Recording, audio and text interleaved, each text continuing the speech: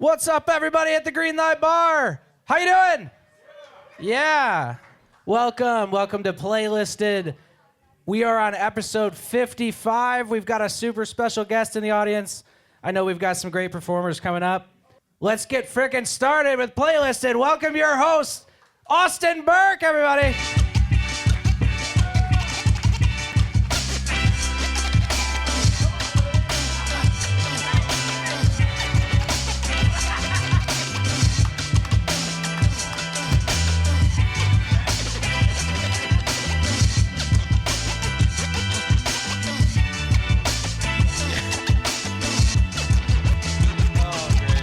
Go. How we doing? Y'all feeling good? All right. Welcome to the Green Light Bar here in Nashville, Tennessee. You are at Playlisted, the podcast. I'm going to explain to you guys what's going on. If some of you are here and you don't know what's happening, don't worry. We'll fill you in. It's going to be a good night. We got an amazing guest. He's obviously excited to get out of here. I just felt like he deserved the entrance that we give everybody. Exactly. Okay, he needs the real entrance for sure. My name is Austin Burke. We got Cody Hawkins here. And I want to just take a quick second to thank all of our sponsors that make the show happen. I know you guys saw Ginny real quick before the show. Shout out to the Picker app. They are the best app that you can download if you're a musician, producer, guitar player, anything in the music industry. They connect you with other people in the music industry, but also more than that, if you're trying to get a song recorded, they will find your studio. They'll find your guitar player, find your session players to make that session happen. And you know, they kind of vet the people a little bit too, so you're not getting some creepy, I mean, you can do the vetting on your own, but you're not getting some like creepy dude in his basement. What are you trying to say?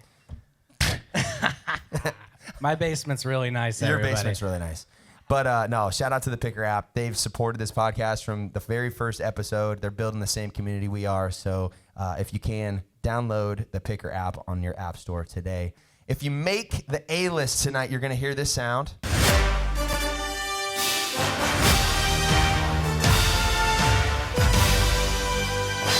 Big deal. So last year, I was handing those things out like hotcakes. There were a lot of people that made the A-list. This year, so far, we've had how many episodes? 4? 5? 5 episodes. We've had 2 people make the A-list. It's a big deal. It's a big deal to make the A-list. But with that said, we also have 2 more playlists on Spotify, Apple Music. The show's called Playlisted, so you're trying to get playlisted. That's the whole point of the show. We have the roster, which everybody that's on the show makes the roster automatically. So if you find somebody that you love, you can find them on the roster. And we also have a new one called Rotation. Let's hear that music. Oh, yeah.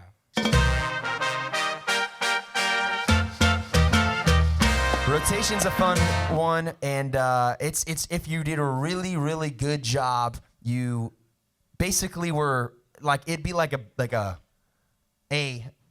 It's like an A. Yeah. A-list is like A+. Yeah. It's like I wasn't getting it's really, really good performance, really good song.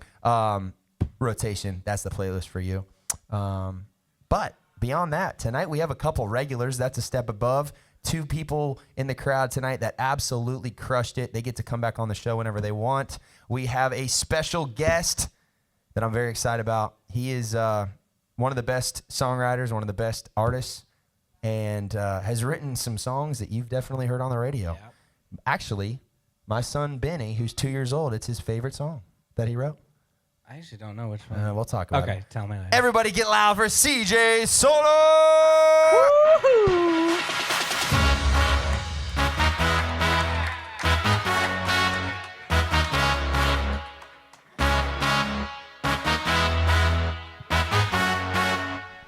Let's go. How are you, bro? I'm good. Glad to be here. Thanks welcome to the show. This is the Playlisted podcast. I'm going to explain to you and everybody out there what's going on. So we have tonight 6 artists that are going to come up. They're going to sing a song. They're not allowed to talk before they sing. They just sing a song, and we give them feedback, honest feedback, and it turns into an interview. Comedy has Kill Tony. Music has Playlisted. That's what it's all about. And we also have a bucket right there. If you guys are in the crowd, you're just drunk enough, starting to feel it, put your name in the bucket. We have bucket pulls every single night, and at some point, this show is going to be nothing but bucket pulls. We're going to be there very soon. So that's the show. Man, tell everybody a little bit about yourself. I was saying before, you obviously have some huge success as a songwriter, as an artist, but you, my friend, have my 2-year-old son's favorite song ever. I can only guess which one it is. Tell everybody a little bit about yourself. Oh man, well I grew up in Baton Rouge, Louisiana. Moved here right out of high school. Went to Belmont. Right before I graduated, I signed my first publishing deal with this company called Seagale that Brad Paisley was an owner of, and I was there for a pretty long time. Went to another company, and I've been indie for about a year and a half, just writing my own stuff. But I had 2 number ones at Seagale. Up Down with Morgan Wallen, and then my buddy Jameson Rodgers had one with a song called Some Girls, and then I had about another dozen major label cuts with Jason Aldean, Justin Moore. I had a single on Jerrod Niemann that did okay, and yeah, handful of some Texas stuff. So that's yeah. awesome, man. Well, I was kind of telling you a little bit before explaining the show. The whole premise of this show. I was joking about Kill Tony, but it's a lot different than that, because my goal is to have artists, songwriters, music executives, the best of the best. We're going to have an attorney on in a couple weeks. Like, I want people to understand the ins and outs of this business on a very deep level, so that if you're moving to Nashville, you can come to this show, or you can pop it on whenever you're driving, and try to figure out like where to start. And so let's start there, man. Like, you moved to Nashville, you're going to Belmont. Like, how do you even start writing, singing? Dude, well, I started playing guitar when I was 7. I started trying to write songs when I was 12 or 13. A big part of that for me was just like learning the songs that I loved and figuring out song form. And I feel like a lot of that was, I know it sounds really basic, but sometimes people are just picking up a guitar and don't even, sometimes like what chords make you feel certain emotions? How should a song feel? I feel like that was a lot of stuff for me. And then just came to town and super sucked, and spent the whole time I was at Belmont trying to get better at writing songs. And really the last year that I was at Belmont, I like forced myself to write every day. And from January to December of my last full year being in school. And I feel like my songs got really good. And at the end of that year, had a demo session, or got 5 songs demoed, and hopped into a publisher meeting like right at the beginning of that next year, my last semester, and they were like, "You want to be here?" And I was like, "Oh my god, yeah." That's crazy, dude. I feel like that's got to be kind of the dream for anybody going to Belmont, or like you're still in school and have a publishing deal. It was definitely crazy. I felt super lucky having that opportunity. I felt like I'd been preparing for it, but I think all the stars aligned there, and it was a really great place to be, and definitely helped launch me. I had multiple publisher meetings before that. Some of them where I even played the same songs. Maybe they weren't the exact demoed versions, where I got pretty cool, not my thing. You know what I mean? Yeah. So I think finding your champion is definitely a big part of this town, especially as far as the business side of things can go. We didn't have TikTok and some of the other stuff where you can test stuff on the internet a little bit before. If you uploaded something to YouTube back then, it usually just went into the dark hole of the internet and got 4 views from your mom. But so I don't know. I think it was pretty cool. That's awesome, man. Well, let's get started. Let's get the first person up here. All right. Let's get it. Give it to us. Matt Potting. All right. He's here, yeah. Matt Potting, come on up. All right. So as Matt gets ready, and feel free to take your time getting tuned up and ready to go, all the artists tonight, take your time. Don't worry about it. I'm going to be talking to CJ while you do that. But, man, so you get your publishing deal, and you said Brad Paisley was involved with Seagale. Yes. Did you ever meet him or hang out with him at all? Yeah, we hung out a couple times. So it was him and 2 of his buddies that originally owned the company. About 2 or 3 years into my deal, Frank Rogers left, sold his part of the ownership to Spirit. I don't know what was really going on there. Obviously, they didn't want to be business partners anymore. So then it was just Brad and Chris Dubois, which Frank wasn't really around when I was there. It was Chris was the main person, kind of daily running stuff in there, at least while I was there. But when Frank left, had a big Christmas party at Brad's house that we got to go to, which was kind of cool. That was just for the publishing company. It wasn't like all of Brad's friends. What's his address? Oh, okay. Somewhere in Never Franklin. I don't know. I don't quite remember, but it was cool. It was like I think he has like a second house on his property that's like his studio, and he had like a bar, and it was funny because he didn't even drink, but he had a bar. And his studio setup was really cool. It was cool getting like a tour of everything, and I got to do a couple events that he was part of. He had a charity like disco night where we like everyone had to at the old Wild Horse, rip in peace. But we had it was really funny too because like the song list of disco songs, and I hate disco, but fortunately they had put a Doobie Brothers, I think Long Train Runnin' was on there, so I was able to do some Doobie Brothers, and then Brad came out at the end and played like 4 Eric Clapton songs. I was like, those aren't disco. Yeah, just crushing them. But which was cool. But yeah, it was fun. It was a good place to be. It really helped me out. I had a lot of champions there, which unfortunately, as a lot of the people who worked there either took other jobs or had reasons that they had to leave the company, the people that they were replaced with were great, but they weren't my champions, and that's just an unfortunate music business. About a year into my deal, they're like, "Hey, we love your writing, and you're starting to get cuts. Do you want to put out some music?" I was like, "Yeah, that'd be cool." So we added 3 years to my already 4-year deal, which I was like, "Hey, this is the greatest place ever. I love everything." And then, by the time that initial term was over, all those people were gone, and I was like, "Dang, I still have 3 years here." So. Damn. Maybe don't. No, that's huge. Yeah, no, not a lot locking of yourself into long-term deals is definitely something I tell people now. Yeah, well, you never know. Not a lot of people know how that stuff works, and it's very much like I would relate it to college football or like sports. The coach leaves, and it's like, damn, like this is not the same system. This is not the same organization. So. And I found out later there's a thing called a key man clause where you can have your point person put into your deal, and if they leave, you also have the ability to leave. And really? I'm like, apparently that's a thing. You can have it. Now, sometimes the company will go, no, but you can at least go, hey, well, this person is the one who wants me here. If they end up taking another job or have something happen to them and I don't have a champion anymore, I would like to have the ability to leave after they leave. Bro, at least when it turns up. That is free game. I didn't even know that. Well, I hope y'all about to sign a deal understand. That's crazy. That's huge. It's massive. It would have been huge for me. Yeah.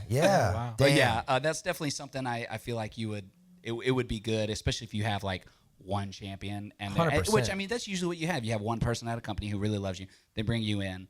I just think it's a good idea because if they quit 6 months into your deal and you're stuck for 4 years and you're just turning your songs into a black hole of nobody really caring for you, but maybe even you're having success and they're like, cool, keep doing you, bro, and you're just chilling. That sucks. It's a bummer. Yeah, no, definitely.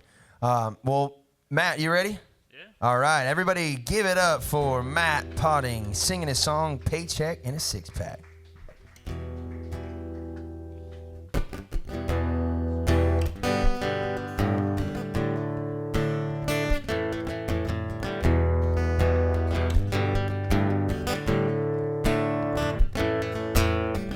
Driving through a one-light town, saw a neon sign buzzing in the window. So I pulled inside, walked through the door and all I seen, cowgirl boots, long hair and cut-off jeans. I thought, my oh my, the barkeep said, son, what's it gonna be tonight? I said, I'd take a shot with them long tan legs. She looks like a wild ride, and she was rocking that floor like a wildfire flame and swinging those hips when I called her name. One look at her, my world was done. Every cowgirl there, the whole place shaking, boots on the floor and dust all raising. Line dancing queen in the neon heat. It sounded pretty good to me.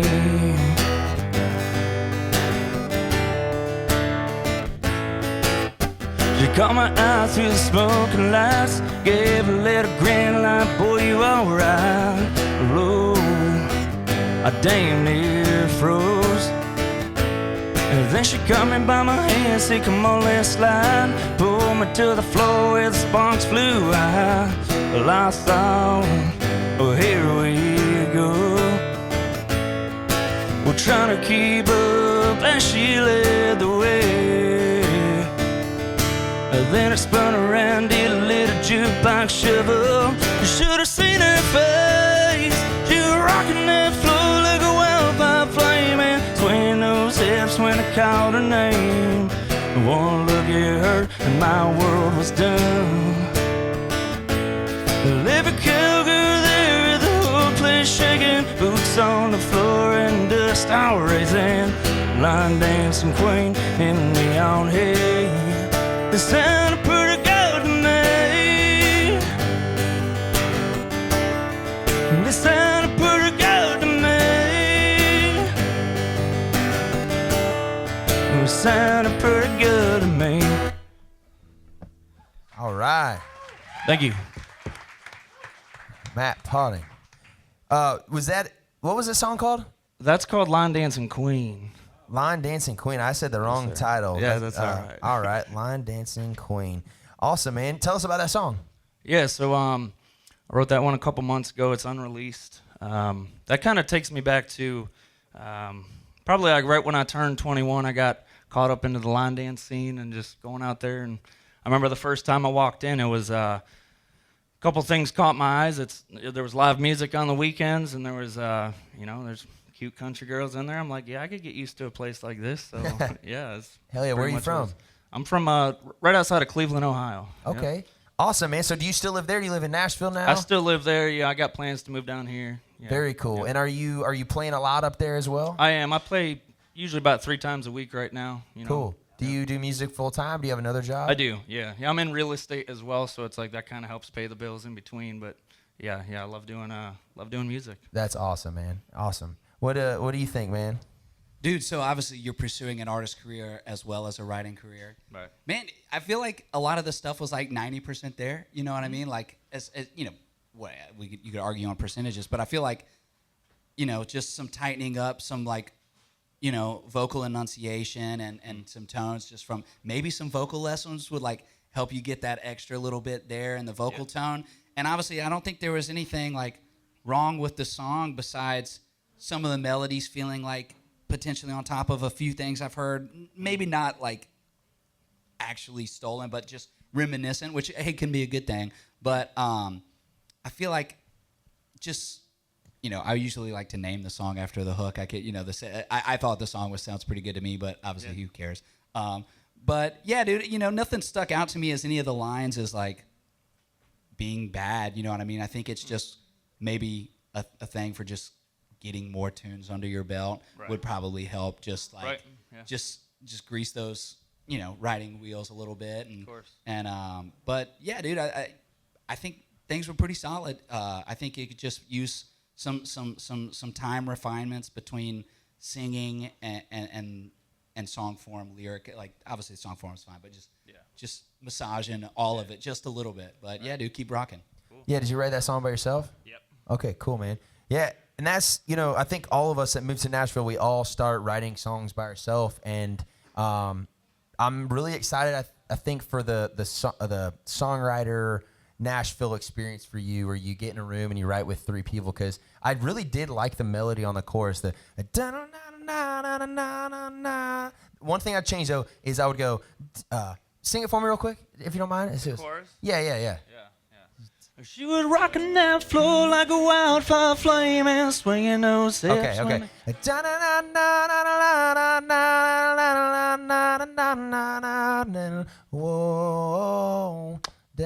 Whoa, something like that. Change it up a little bit. That walk down, when you do walk downs or walk ups in music, it's super catchy to the ear. It's like ear candy. So when you went down to that low, I was wanting something else.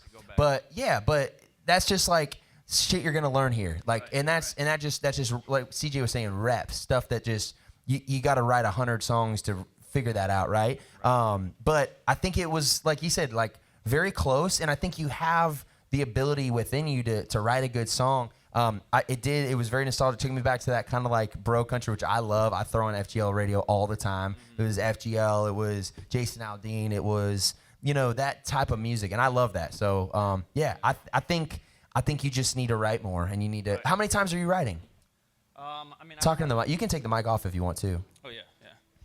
So I probably got about maybe about 30 songs under my belt right now. I released 2 of them last year, so I only got 2 out. But that's the one, my latest one I wrote. And there's a couple other slower stuff, but I like the upbeat stuff. But there's, I'd love to sit down with someone who knows keys for like some of the slower stuff. Yeah, and dude, I love the upbeat stuff too, and I'm glad you played an upbeat song because it's that's something that you can rock out to at when you're playing with a live band and stuff like that. So those are hard to write. So if you're already doing those, that's going to be a huge advantage for you in Nashville, I would say.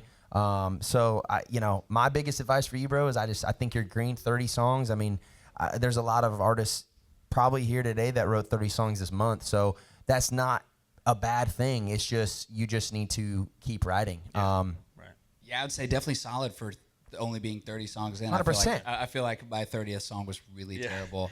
Even if you just write a little bit every day, I feel like a lot of people, with any skill, like even just doing it for like 15 to 30 minutes a day, just makes you so much better than once a month. Right. You know what I mean? Right. So even if you're just, and I hate to say like journaling, you know what I mean? It's it's like, let me pick up a guitar, mess around, come up with a melody, hit voice record. Even for 15 to 30 minutes a day can just really help just make leaps and bounds. And, that melody's tired, or I keep doing that, and it's not original enough. It's not catchy enough. So you can find different things within what your skill set allows that are unique to you. Yeah. But yeah, dude, keep rocking. Yeah. There's so many new people coming to town that are talented. Yeah. And that's also, not to keep going on, but that's also how you find your own crew. I know that's probably something you guys have talked about a lot.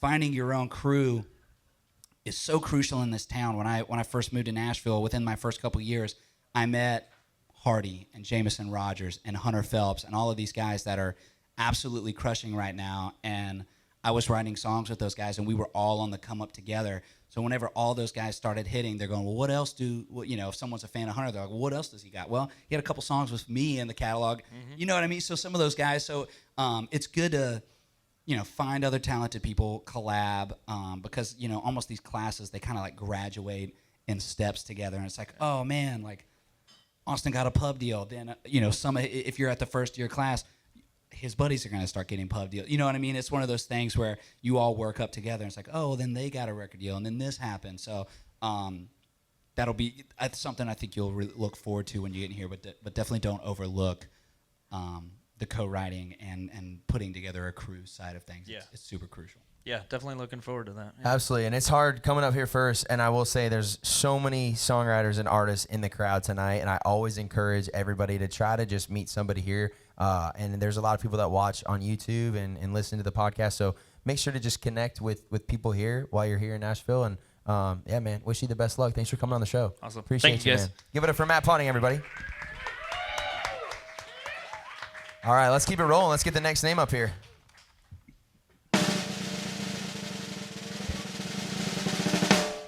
Carter Smith. Carter Smith, come on. All right. So you mentioned Hardy, man. I was listening to a song the other day, and I was just like, it just felt like I was listening to a masterpiece of art. Like I was, you know what I'm saying? It was just different. Can you just tell everybody, like, what is it like writing with him? Man, we had a regular for about 4 years where we wrote every week for a really long time, and whenever we first started writing, I was like, man, there's something really to this guy. And over time, we signed our pub deals at like the exact same time, and I remember like we had a lot in common. We were like the same age, same class as we were getting to know each other, but him being just a student of the craft, and he would every major album that came out in the genre, he was listening to it. He would go, I'm gonna listen to the whole new Blake record, and I'd be like, oh man, like there's like 3 good songs or whatever, you know what I mean? And he was like, I want to know what's getting on albums. I want to study the greats. He became a huge Craig Wiseman fan, which ended up getting him into some of the big loud circles and getting to work with Craig a lot.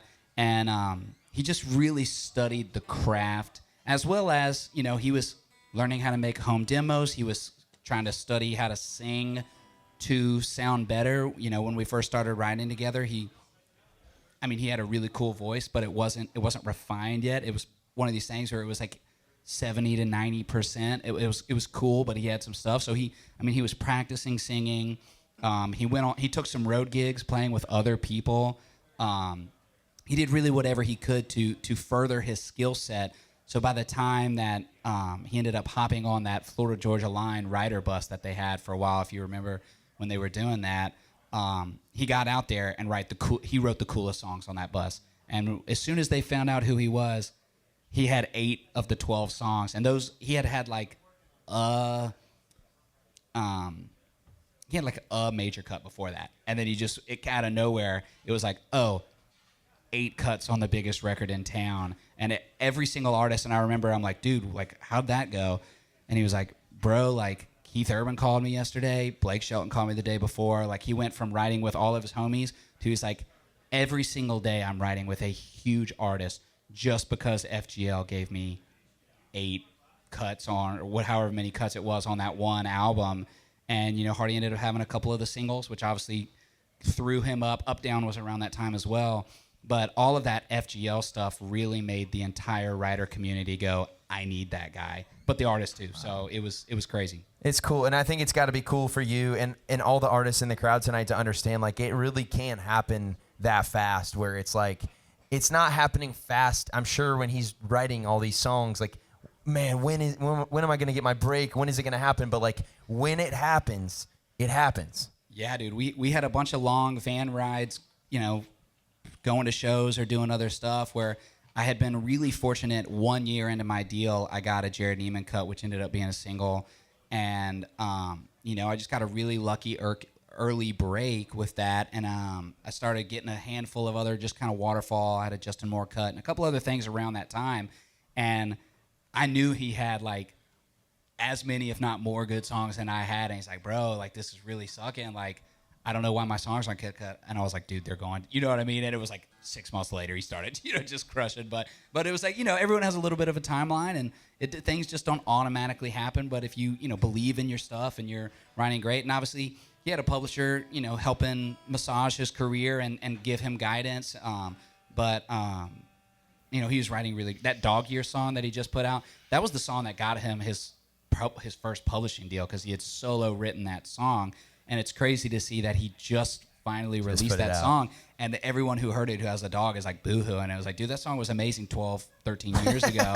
So it's just crazy how once you hit, even sometimes those songs don't immediately find a life, but if you're writing great stuff, it'll probably find you know, The House That Built Me, I think they took 7 years to get cut. You know what I mean? So amazing songs can take a while to find a home. Yeah, absolutely. I love it. All right, man. Well, we got Carter Smith. You ready? Yes, sir. All right. Give it up for Carter Smith singing his song, Miss Busybody.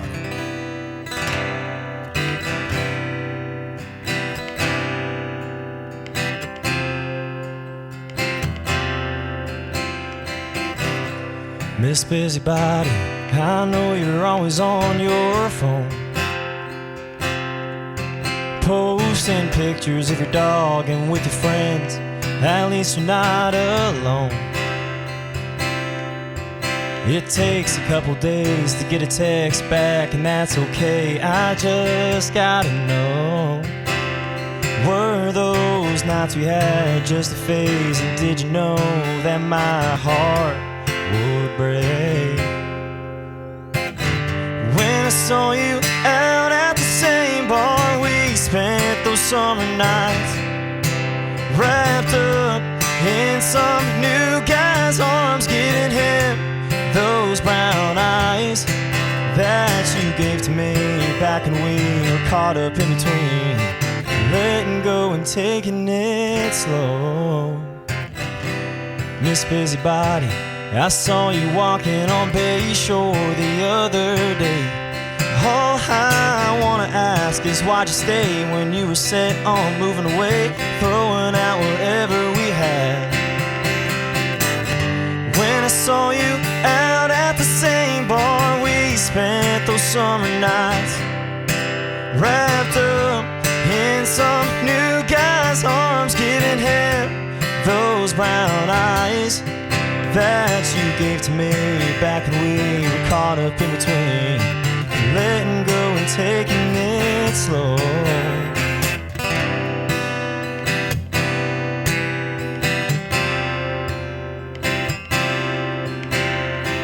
Was it ever real? When did you realize that you didn't feel what I did inside? Was it just a game, something to pass the time? When I saw you out at the same bar we spent the summer nights, wrapped up in some new guy's arms, just like you were in mine. All those nights we had too much to drink, when you and I were on the brink of letting go and taking it slow. Miss Busybody, I know you're always on your phone. All right, Carter Smith. Thank y'all. Hell yeah, man. Tell us about that song, man. Miss Busybody. Cool title. Yeah, he started off as exactly that. I just really love the title. I'm a huge John Mayer fan, and he has that song with Miss Busybody in it, and I looked online, there wasn't a title to it. So I go, I'm going to cut it, or I'm going to write to it. So, yeah. Very cool. So that was the the inspiration. Okay. Yeah, there wasn't really a sound inspiration at all. Joshua Sloan just came out with his album, and I was messing around with these chords and thought it sounded pretty cool, so that's kind of how that two meshed. Nice, Those dude. two meshed. Nice. Yeah. And I gotta say, man, you played college baseball at Florida State University. I did. And you were in the College World Series. I was. That is that was one of the awesome. coolest experiences of my life. That is so cool. What position? I played everywhere, which I was lucky to, I swung a hot bat sometimes. But when I was hot, they needed me in the lineup, so I also hit lefty. So I played everywhere. I went in as a catcher. Our catcher went first round, so I didn't catch much. But dang. so I found a place on the field somewhere. That's Yeah. awesome, man. I gotta give a quick shout out to Jenny, Eric, and Kyle. They're big listeners of the podcast. Their son is like a phenom, 12-year-old stud. Yeah. Big, wants to go to Florida State. So Yeah. maybe you can. I'll hook you guys up. Yeah, absolutely. But yeah, they're big Florida State fans. I actually, dude, Florida State. So I'm from Arizona. So I didn't really get a college football experience. Now they're doing well, but like growing up, it wasn't really a thing. But I went to Florida State. I think Florida State, hot take, is the Arizona State of the South. Oh, I think I agree. Totally agree. Like awesome. Yeah. Like, No, it's definitely an experience. And what I like about Florida State too is you can have whatever experience you want there. Like, there's really a group and a thing for everybody. If you want to be that party kid, you can. They got a really good, like, a bunch of different programs, like social science program. Like, there's a spot for everybody there, which I think is Tiger great. Woods kids going there now. I know. It's pretty cool. Tell us about. Have you been playing music for a long time? Yeah. When did you switch from baseball to music? Well, COVID, that kind of derailed everything. You like to get drafted when you go to a school like Florida State. That's kind of the goal, and then they cut the rounds from 40 rounds to 5 that year. So everyone that should have gotten drafted didn't. I'm not saying I was supposed to get drafted, but my chances, whatever they were, if they were 5%, they went to basically 0. So I picked up a guitar. I actually came out with a song called UNFSU. Like, that actually kind of did well on TikTok, like everything else does now. It's a reason for you to travel and play out. But that's kind of where I started getting into music, is when that hit off. I was like, oh, it's pretty fun. So Did you put that out in like 2020? yeah, 2020, Dude, 2023, I 2022. 100% saw that. It went pretty viral, right? Yeah, it did. That's how That's crazy, I was like, bro. oh, this is pretty fun. I get to go out and play my songs around. So I 100% saw that. So, okay, so what was that experience like? Because, I mean, I'm here in Nashville. I definitely remember you playing that song. And Yeah. it was like, it kind of went viral. yeah, it did. It did. The problem with that, I mean, I feel like I'm on a music podcast, so I can kind of talk business, what's going on. I feel like the problem is it was so niche. FSU, that's it. And it did really well for that. I can see my streams go up every time there's a Saturday football game. I can see after that, it's about it. But I still love the song, and I still play it out. I love to play it. I love to put the Gators and Knowles in dish them against each other in the crowd. It's kind of fun. But yeah, no. So that was a really cool opportunity for me to get my foot in the door and really understand what this music business and music's all about. So Yeah, man. I'm gonna give you, because I played baseball as well. I was a left-handed pitcher. Yeah. Played at Santa Barbara City. I only played City College, but well, that's all right. So I went JUCO, so I get it. we're all there. No, but I want you to. I'm gonna give you advice just from like a baseball player. Sure. Okay, so I think that you have all the tools to do it. Like, I really do. I think you have the vocal runs. You can play the guitar. Like, you can do. Now it's time to just like really put it all together.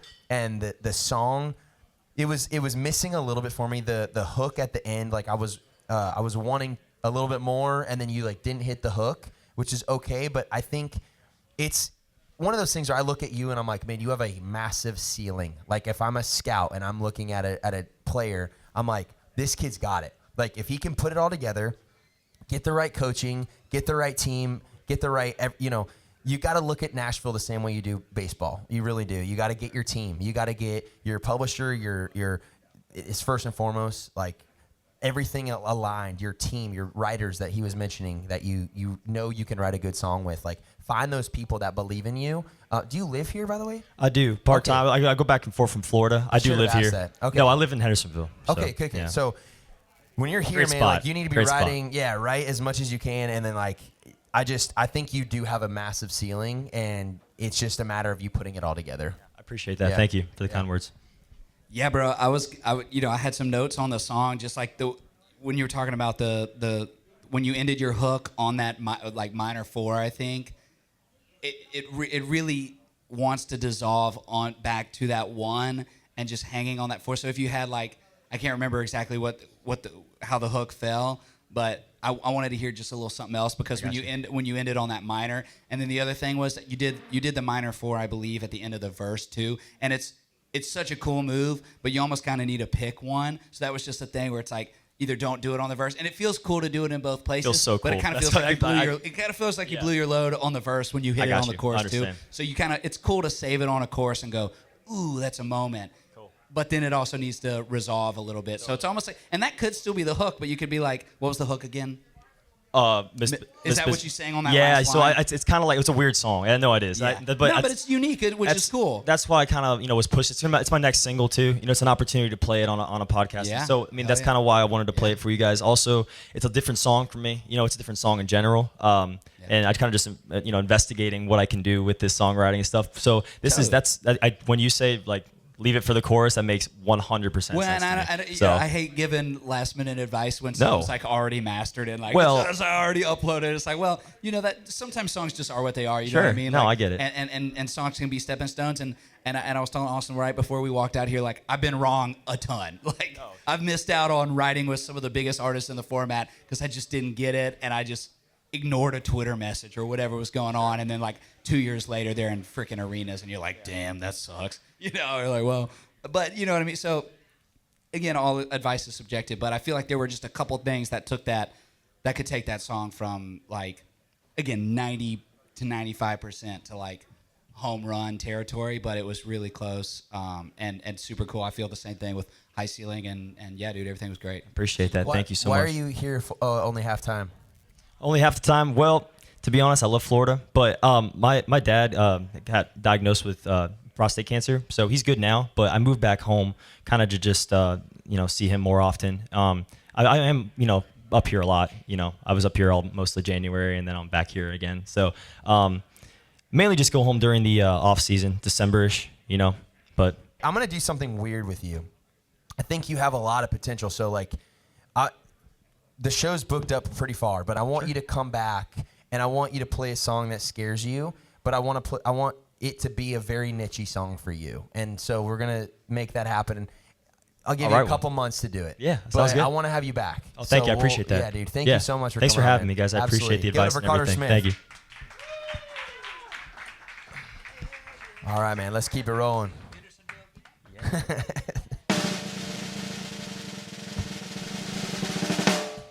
Caden Whitfield. Caden Whitfield, come on up. Whitfield.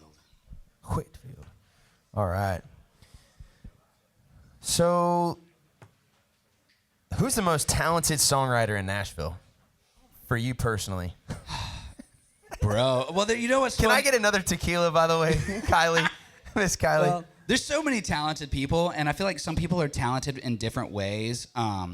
Obviously, Hardy is an easy example of somebody that I thought was like one of my most talented co-writers that ended up getting seen. And, I'm sure the people writing with Stapleton before Stapleton blew up were like, oh, you got to know about this guy, Chris. You know, I got a couple buddies that I think are in that vein. One of my friends, Brent Anderson, I don't know if you've ever gotten to work with Brent, but he's on a really cool run right now, but he's been pound for pound one of the most talented from writing, singing, producing, anything with strings on it. He can play it in the 99th percentile. Brent's definitely up there. My buddy Rick Huckabee is a crazy talent, singing, guitar playing. He does I just had him play on my album. He's going to sing all the backgrounds, but he's an incredible writer. There's just a ton of really talented people in this town, and it's crazy how some of them will go years between cuts, you know, or especially singles. But it's like some of the most talented people that I know can still very much struggle in this town. You're about to get texts when this airs from people like, oh, from Brent? No, like, why did you forget about me? Oh, yeah. Well, I said, I have so many talented friends like that. It's always hard to, I feel like Brent's just one of the people that when I think of Brent, I'm like, the dude has perfect pitch singing, can play every instrument, can write some of the great. He just put out an album like a year or two ago, and I think it might have been 13 or 14 songs, and he solo wrote 13 of the songs. The album's called Human Jukebox. And he's getting, you know, cuts with Dustin Lynch, and he's had a couple number ones with Scotty McCreery and John Morgan. He had a Blake Shelton number one like 10 years ago, maybe longer. Lonely Tonight, ton of big cuts.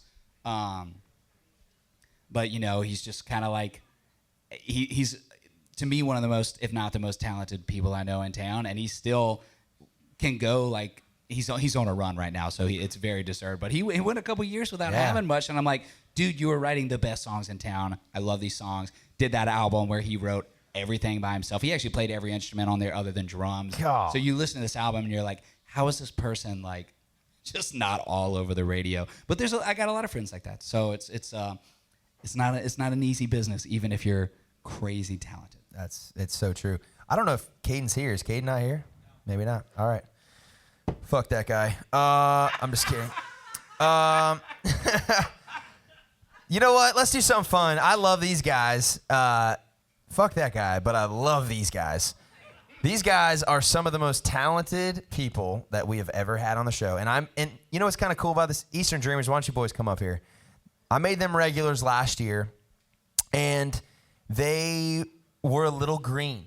They didn't have a lot of music out. They kind of were just figuring it out, and they've been putting out more music. Are you guys here? Fuck those guys too. No, I'm just kidding.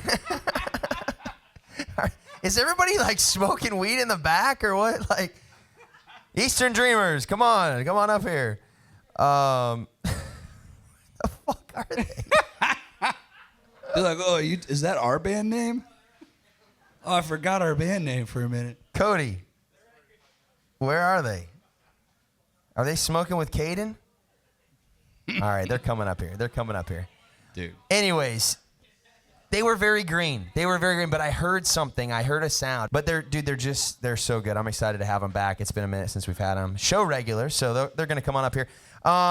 So how did you find out that Florida Georgia Line and Morgan Wallen are cutting your song? What is that like? Was it a big experience? Was it not eventful? Like, it was a pretty crazy experience. So, me and Hardy were writing a lot at that time, and he was about to record some of his first music to release himself, and he was like, hey man, I'm thinking about recording Up Down. And we had another song that we had written that was in a similar vein that I was leaning more towards. So I was like, yeah, you cut Up Down. So he did like a home demo. I think he was in the process of recording it, but he goes to BMI Key West Songfest with BMI, plays the song at his round, and Seth England's in the crowd. And he's like, hey man, like, what's going on with that song? He's like, well, I'm thinking about putting it out myself. And he's like, do you think Morgan Wallen could take a stab at it? Which Morgan was technically, I want to say he was a nobody, but like, he hadn't had a hit yet. So it was like, man, like, it wasn't necessarily a risk, but it was like, yeah, I mean, for Hardy to give it up, I mean, I was like, hey man, it's your call, you know what I mean? He was like, yeah, let's let him take a stab at it. So I think Key West Songfest is in May. In June, they were like, hey, we cut the song. In July, they were like, hey, FGL's featuring on it. I was like, oh, that's pretty cool. And in August, they gave us a notice. They were like, hey, it is going to be a single, but we're not putting it out until I think November. So then we're like, all right, sick, got a single. Like, who knows? Like, it's a new artist, but it's got FGL. So November comes out. I actually got to open for Morgan Wallen at Stoney's in Vegas. Yeah, shout out to Stoney's, yeah, dude. It's such a great club. That December, and 50 people maybe showed up. You know what I mean? I mean, it was during NFR, and they had Morgan, and his show was killer, and he had a lot of his first, that first album, and some of the EP before it with The Way I Talk and stuff. It was a great show. But like 50 people, because he was still a relative unknown. And then it was that next summer that it went #1. And I was kind of visiting some radio stations, like promoting some of my own stuff independently, a lot of like indie music row stations. And a lot of them I was giving them info before I was coming in, they'd be like, oh, sick, you got the new FGL single. And I was like, well, it's actually Morgan Wallen. They'd be like, what? They'd be like, who's that? Oh, yeah, that new kid, But everyone was like, oh, it's an FGL song. And I think it wasn't really until Whiskey Glasses that people started going, damn, this stuff's really good. So I think it took him a little bit to get a little bit more recognition for himself as opposed to just being the guy that had FGL featured on a song. And then once people really dug into that album, they were like, dang, this whole album's really good. And obviously Joey Moy being like, I mean, that whole team is just like was kind of a dream team, you know what I mean? And, they did a great job with him, and obviously the dude's super talented. I've seen him sing live in a sense where you can't have auto-tune, and his voice was just like insane. Just insane. Great tone, great singer. So yeah, that was a really cool thing to be a part of. But it was funny as I was getting just those little trickles of info at a time, especially at a time where I think my Jerrod Niemann single had just kind of died. It got to like 30, and then via like some label politics, it got pulled, and it was like, which again, it was my first one, so a lot of my co-writers and buddies were like, dude, your first cut ever was a single. And I was like, yeah, but the nut kick of having it pulled at like 30, 31 on the charts, it was, pretty crushing at the time, because I was like, oh my God, like I got the luckiest break ever, and then it just felt like a big old rug pull. So it was really cool having, just something else not too long after that with the follow-up, and, had a couple other little cuts in that time frame that was like, oh, well, maybe that'll be a single. Because you never know when a song gets cut. Never. You're like, oh, dude, maybe it'll be a single, maybe not. And you're just kind of in the wings waiting like, oh, man, this thing's either going to turn into $250,000 or $5. So you're like, oh, what's it going to be? $250,000. $250,000. Yeah. So it's a big jump, going from album cut to single. So obviously when something does, you're just like, and then you have to hope that it, something doesn't happen, or it doesn't get pulled, or it doesn't just stall in the 50s. And so yeah, that was a massive song. Well, it definitely helped me out a lot on all fronts, and I guess it's funny that it's like the thing that I'm known for, but I do love the song, and I do feel like I'm lucky to have a song that I really love playing. That, cause people are like, you get tired of playing it? I'm like, nah, dude, I freaking love it. I got to name drop Freebird in a song, dude. Skinner's my all-time favorite band, so it's like, dude, got to name drop Freebird and sing about crushing beers, have a fun up-tempo song that like just never gets old, playing it at shows and stuff. So, yeah, it's pretty sweet. That's awesome, man. That's awesome. Boys, how we doing? Good to see you. Wow, look at you guys, man. Their hair's See, longer. all right, this is what I'm talking about. This is what this show is all about. You guys showed up the first time with some raggedy ass shirts and fucking Converse on, and looked like you just rolled out of bed. And look, they got matching shoes, matching jeans. You look like a fucking duo. Finally, let's go. Give it up for Eastern Dreamers. Come on. Magnificent hair.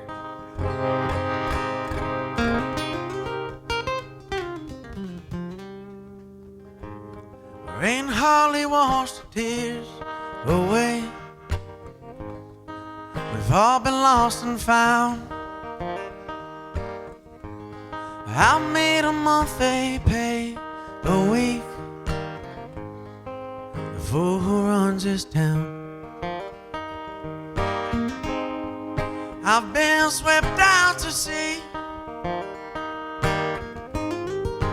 head above it all. I wish I was sank.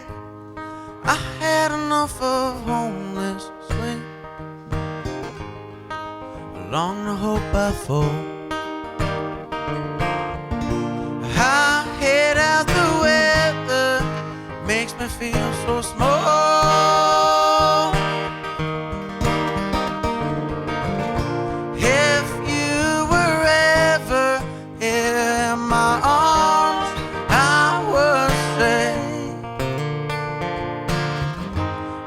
rather burn than fade away.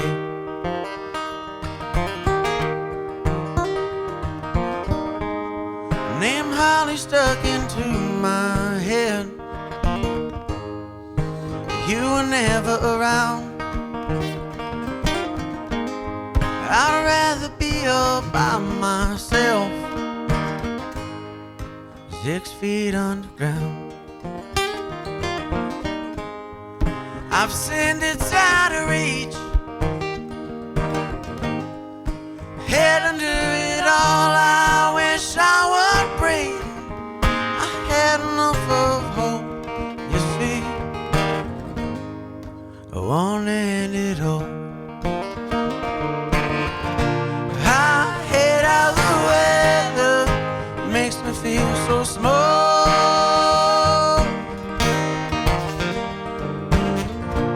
If you were ever here in my arms, I would say I'd rather burn than fade away.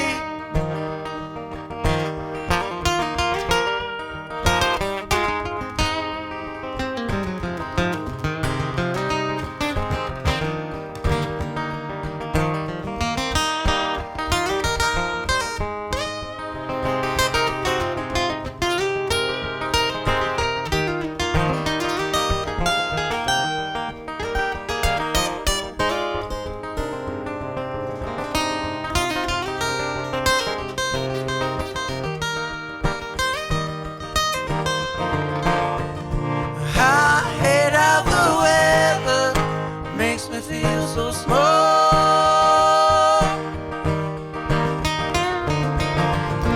If you were ever here in my arms, I would say I'd rather burn than fade away. Thank you. Wow. Yeah, Cody leaned over to me. He's like, I don't even know what they're saying. It's just such a vibe. It's just, you guys. I said I was so caught up in the harmonies and the tone that I wasn't listening to what Well, the that's song what was I about. said then. That's what I said. No, you guys just, and I think that's a big piece that a lot of artists miss is it's like you have to create a vibe. You have to create an energy. You have to create something that like when you're at this, I listen to this. When you're at this, like that song, you know, it took me to Florida and it took me to the beach, but it still had that Eagles thing that you have that I love. And you're from Florida, right? Yeah. And I could tell that was, you guys are coming into your own. I'm really excited to see the music becoming a piece of who you are.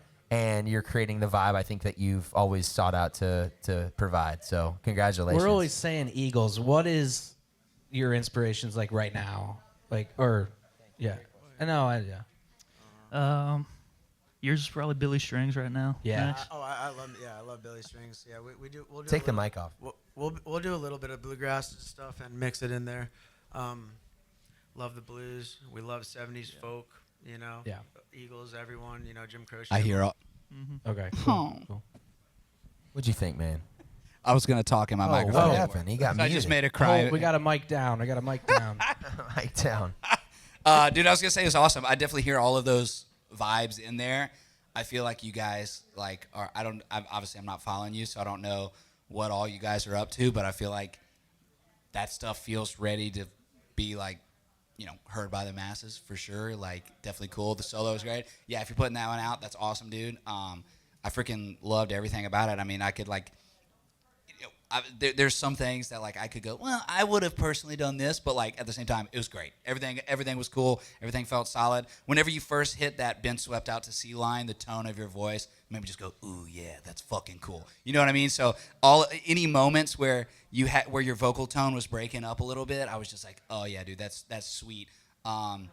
Like. You had plenty of it in the song because some people just overdo it and do it the whole fucking song, and you're just like, oh, like it was cool at first, but it was a really, really cool, just part of y'all's music. The guitar solo ripped also as well. Big fan, sweet dude. Yeah, love all of it. Huge. Give him his mic back, because I'll share this one with Oh, you. we got your mic back. We got it. Is it back? Oh yeah. There we go. There we go. Yeah, I mean, what are you guys? What are you up to? What's exciting? What do you want to talk about? Yeah, we're about to put out an album June 7th. We've been releasing. We have our 5th single out of the album, and it's coming out June 7th. We're gonna play a show. We're about to go on tour for the summer and go play a bunch of shows. And we just love playing. Like, we just want to play music out for people. Yeah. You know, with the band, and we appreciate y'all. And my parents love you, Austin. Thanks so much for having us. Yeah, absolutely, man. Shout out to your parents.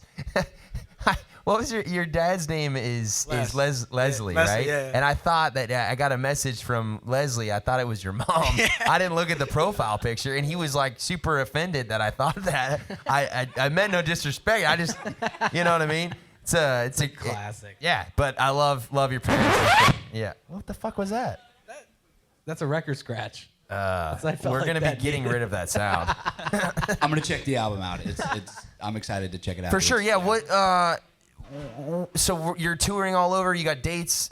Are you? Yeah, I mean we're gonna go play some smaller venues all around the Good. Midwest, and a little bit in Florida, and a little bit east, a little bit west, and we're going out to Utah, and yeah, we're applying for a bunch of festivals, and we want to get some cool like little festival slots and play music. These guys, when they first came up, like super green, like didn't really have a vision. And I told you, I said, I want you to work on your social media, and I want you to work on your look, and I want you to work on your vibe. And over the last year, you guys have done that. And it's been super organic, and you've done it in a way that I could never have told you to do it. You did what you needed to do, and I'm like so proud of you. I don't know, I know it sounds weird to say, but like I really am fucking proud of you guys. Like the sound, everything is coming together, and I think this is going to be a really, really big year for you, and I'm very excited. Yeah, that means a lot. Thanks so much for having us. Absolutely. Yeah, thank you guys for coming on. Give it up for Eastern Dreamers. Come on. What was the name of that song, by the way? Rather Burn. It actually just came out last week. Rather Burn. Go Rather check it Burn, out. Go yeah. stream it wherever you listen to music. Rather Burn. Alrighty.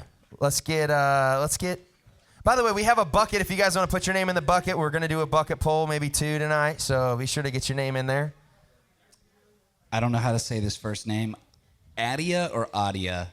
Clark Lay? Morgan cuts your song. Florida Georgia Line hops on. Everything's happening really fast. You had a song hit top 30. You're just trying to figure it out.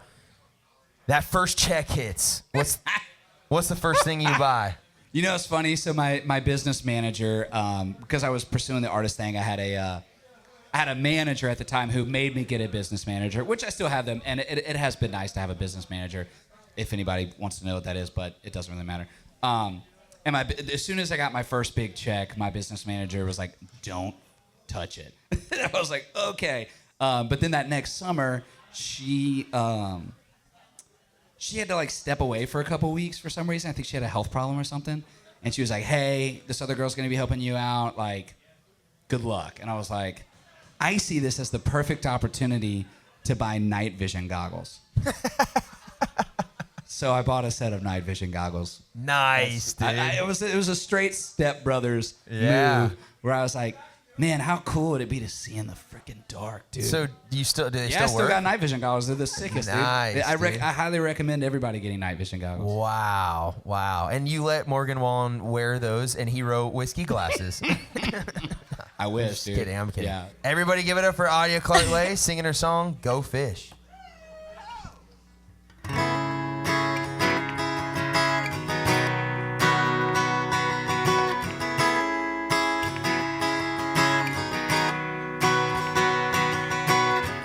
You had to stay behind the cars, asking, am I the only one you love?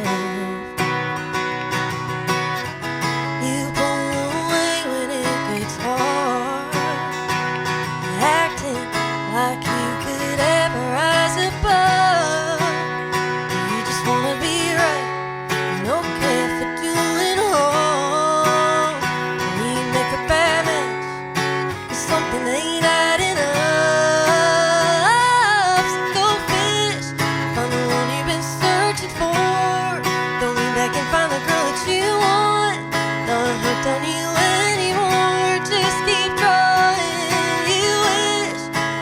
good that you're reeling in is coming back with a little less will. You're in this game to win, but I ain't playing, baby, go fish. Whoa, go fish. Whoa, don't you know that I'm a catch? Oh yeah, no matter how you stack your hand, we were never gonna last. Know that you don't get another chance. You just wanna be right, you don't care for doing wrong. We make a bad match, it's time we pack the truck and go fish. Find the one you've been searching for. Coming back and find the girl that you want. Not hooked on you anymore. Just keep trying. You wish every girl that you're reeling in was coming back with a little less will. You're in this game to win, but I ain't playing, baby, go fish. Whoa, go fish. Whoa, it's a big white sea, someone out there worse than me. You still got time and you still got a whole lot of drive. It's a big white sea, someone out there worse than me. You still got time and you still got a whole lot of tries. Go fish, find the one you've been searching for. Throw me back and find the girl that you want. Not hooked on you anymore. Just keep trying. You wish every girl that you're reeling in is coming back with a little less will. You're in this game to win, but I ain't playing, baby, go fish. Whoa,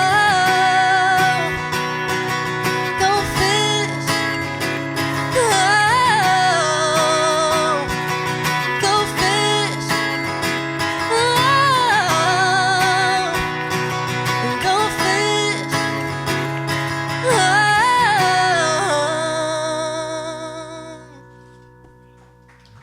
Thank you. Adia Clark-Lay, everybody. Adia, tell us about that song. So I wrote it when I was still in school. I went to Berklee College of Music, and I'm releasing it in an EP this year called Games. So all of the songs on there are different games: Go Fish, Battleship, Life, Game of Life, and Jax. Oh, that's actually really cool. It started with Go Fish. I did it by accident, and then after that I wrote a song called Battleship, and I called to play it for my sister, and she was like, oh, like you should do an EP called Games. So then I wrote 2 more, and so yeah, shout out Kaylani. It's Very her cool. idea. Well, what's Go Fish about? It's about the current dating pool and learning to walk away, knowing that you're with somebody that doesn't deserve you, and they can go find somebody that's suited more for them.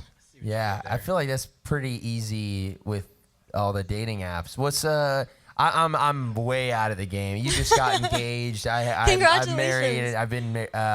I've been with my wife since we were 18, so I have no idea about any of this. So can you explain to an old fart like myself maybe a little bit what this dating scene looks like? Yeah, I mean, I'm in a very happy, healthy relationship right now, but, you know, I write a lot of breakup songs. But the dating pool right now, I would say, is a lot of people that don't know what they want. Before dating my boyfriend, I was with this guy that really just wanted to change everything about me. So I don't know why we were together, but yeah, I broke up with him when I realized that I am the person that I am because I want to be that person, not because I need to be somebody for the person that I'm dating. So Very cool. Wise. Yeah, how old are you?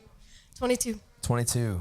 Awesome. Either the song needs to go up a half step or a full step, because you hit some runs and stuff vocally that was like really awesome towards the end of the song when the song opened up. I think you're playing it safe. I think you need to push it. And I also think you need to mix up the melody a little bit. Da na na na na na na da na na. Da-na-na-na-na-na-na. It's just even that little thing would change it a lot.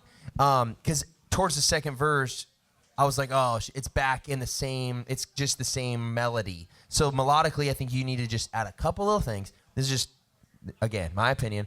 But I think you have a really cool voice, and my only suggestion is just don't ever play it safe because you have an awesome voice and you're very talented. Thank you. Absolutely. What do you think? Yeah, agreed. Really great voice. Some of those runs you were hitting at the end were super cool. I feel like the song's solid. You know, it's like, it's one of those songs, like I could hear that on a Kelsey Ballerini record. I could hear it on, some stuff, for sure. I think a lot of it for everyone who's in the artist boat, it's just finding that audience and, just continuing to get better. As you're 22 years old, you're so, makes me feel super freaking old over here. But yeah, you're doing great. I mean, I think just keep rocking, just keep writing. It's really, I love the idea of the frickin' game whole EP of different titles. It's such a unique thing. I don't know if that's something that could be part of your brand where you're like doing themed EPs and records and stuff. Obviously, branding is such a big part of being an artist today. So I think that would be a really cool thing to work into your content and all of the stuff that you're doing, which you're probably already doing that. But yeah, it's really, really cool. Everything was cool. So I dig it. Yeah, just keep rocking. Thank you. Do you live here? I do, yeah. Okay. I moved here in September, so I'm 6 months in. Nice. Yeah. So what is, we got two Belmont guys right here. What makes Berkeley such a superior school to Belmont? Well, okay, I'm not going to talk crap about either school, but I feel like I chose Berkeley just because you wanted to move to Nashville. well, I actually didn't start writing country music until after the pandemic. Like, I always listened to Taylor Swift growing up, and she started out country, but I didn't really start listening to country until 2020. And then I sort of transitioned into writing this like singer-songwriter country. But I decided while I was at Berkeley to move to Nashville. I didn't know that I always wanted to live here. But at Berkeley, you're paying for the connections. And somebody up here mentioned that like you come up with this class of Billboard Top 100 people. And I think Berkeley is pumping out those kids. Like, the people that I am in writers' rooms with that I went to Berkeley with as well, they're absolutely incredible. Like, I know they're going to make it. And as an artist, I just am so proud of my friends, and I know that they're going to go places. And the professors also are artists and music industry execs as well, and their connections are crazy. And Berkeley does these industry trips where we, like on spring break, will go to Miami, New York, Atlanta, LA, and I went on the Nashville one this past, I guess it was almost a year ago in March, and we were meeting with Big Machine and Warner, and we went to a bunch of studios, met with A&Rs, and it was just incredible. Like, I never would have had those connections without going to Berkeley, and I'm forever grateful for that. Awesome. What do you have to say about that? You saw me reeling over here. No.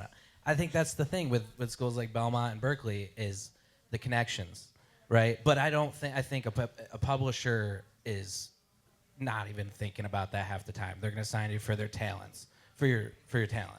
Yeah, You know so what I mean? so Like, I left you do out the not- fact that at my first Seagale, I was an intern there, and that's what got me in the door was Sure, interning. yeah. And a weekend, they were like, "Dude, we always just be nice and listen to the interns' music, mostly to just like I didn't say this, but they were mostly just to laugh at how bad it was. But after you leave the room, and then they were like, "Okay, not so bad.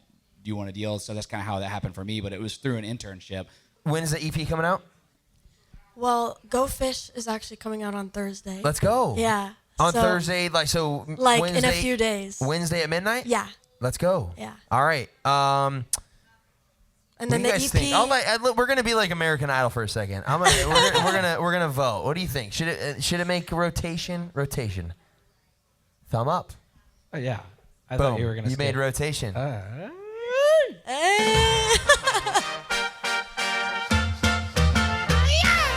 There we go. Hell yeah. Well, congratulations. I'm Thank you excited to so hear more of much. your music, and yeah, we'll have you back soon. Thank you. Give it up. 80 Clark Clay. Keep it up. By the way, I should have said, but Eastern Dreamers, obviously, you guys made the A list. So.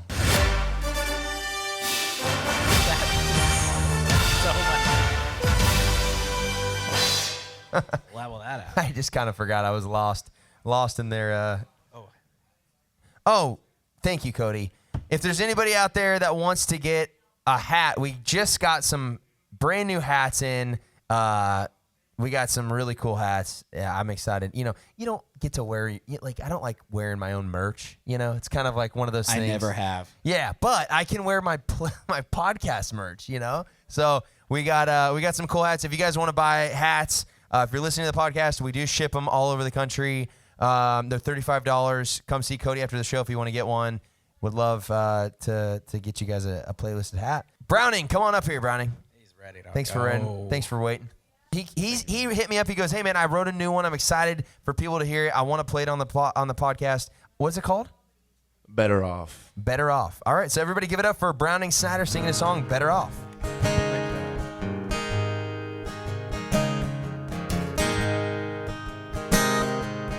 Smile had me hooked from the first time we met. Hate to think now I'll be seeing less. Wrapped up in you till it all came unwound. I mean when I say I want what's best for you. Love should come easy and that's the hard truth. No, there ain't no holding on. Though we both know that we're better off. So is your dress, so are the lights. Both of our phones laying by the bedside. Sweet muscadines that are still on the vine. Your lips on my lips when you kiss me goodbye. It's best that we just move on. We're better off.